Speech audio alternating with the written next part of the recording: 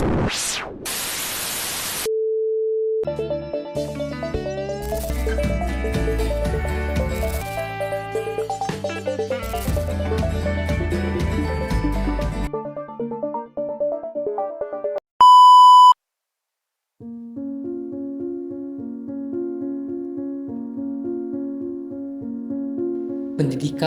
sebagai tonggak utama dalam pembentukan karakter dan jati diri suatu bangsa memiliki peran yang sangat krusial dalam sejarah perkembangan Indonesia.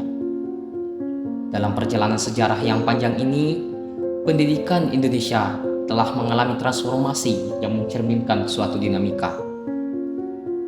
Sebelum kedatangan kolonial, pendidikan di Indonesia berbasis pada tradisi lokal.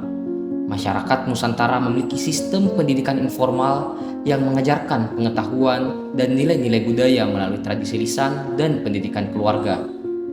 Namun, ketika kolonial masuk dan menjajah Indonesia, pendidikan mulai mengalami perubahan. Berawal pada abad ke-17 dan ke-18, ketika VOC masuk ke Indonesia, pendidikan mengarah pada praktik segregasi, di mana pendidikan diserahkan pada pendeta Kristen dengan capaian memahami Bible, kitab suci agama Kristen. Tahun 1854, pada periode Hindia Belanda, beberapa bupati menginisiasi pendirian sekolah kabupaten, namun sistemnya dibatasi pada mendidik beberapa pihak saja. Pemerintah tidak menunjukkan kesediaannya untuk mengakomodir dana pendidikan untuk masyarakat Indonesia. Di tahun yang sama, lahirlah Sekolah Bumi Putra yang terdiri dari 3 kelas. Tetapi, pendidikannya juga terbatas pada menulis, membaca, dan berhitung seperlunya.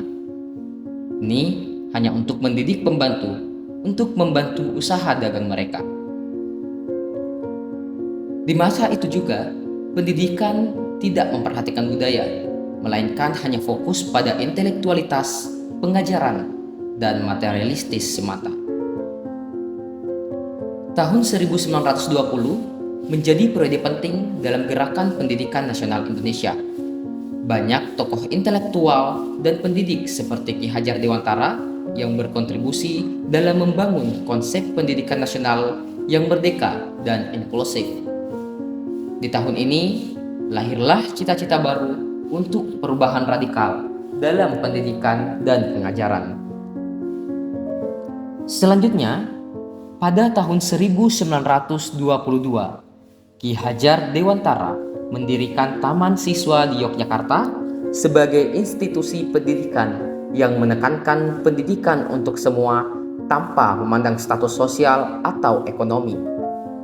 Konsep pendidikan ini menekankan pada pendidikan karakter, kemandirian, dan pengembangan potensi individu. Ini menjadi gerbang emas kemerdekaan dan kebebasan kebudayaan bangsa. Walaupun pada saat itu, pendidikan kolonial Belanda masih saja mendominasi. Namun, gerakan pendidikan nasional Indonesia menantang hegemoni pendidikan kolonial dengan menekankan nilai-nilai lokal, kebangsaan, dan kemandirian.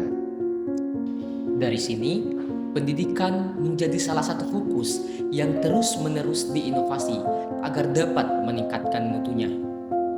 Dari akar tradisional hingga semangat kemerdekaan, pendidikan nasional Indonesia mencerminkan perjalanan panjang yang membangun karakter dan identitas bangsa. Sebagai pilar utama, pendidikan mengajarkan lebih dari sekedar ilmu pengetahuan, tapi ia juga membentuk jati diri dalam diri kita. Dengan menghargai nilai-nilai nasional, mari kita terus inovasi dan jaga warisan ini untuk masa depan yang lebih baik lagi.